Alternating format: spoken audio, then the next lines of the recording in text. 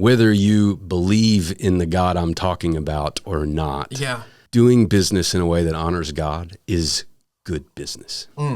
As I thought about, man, where can we start talking about this? If we're going to put a stake in the ground, what is different about trying to do business in a way that honors my faith or honors God versus how the world might do it? I think the presupposition that's different is, to somebody who follows Jesus, we understand that everything that we have is not ours and it's God. Dad mentioned that during his episode. Yes. You know, this idea that I don't own this stuff. Like, we're sitting in a former bank branch that's now our office in the former vault. The world would say that I own this building.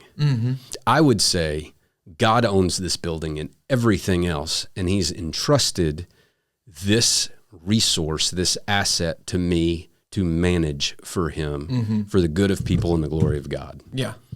I would say that's the foundational difference in doing business in a way that honors God, is that I recognize that this stuff that I have control over, quote unquote, is not mine, but I'm a manager. I'm a steward. You hear this word stewardship in churchy circles and stuff. And yeah, I'm a manager for God. He's given me earthly control over a certain amount of assets, and it's my job to manage that stuff for the good of people and the glory of God. So I thought I would go over maybe two concepts and then kind of drill it down to more tangible.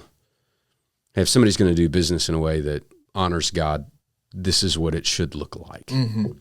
But the two big ideas, one of these is a concept I got from strategic coach and Dan Sullivan. It's the idea of these 4 freedoms.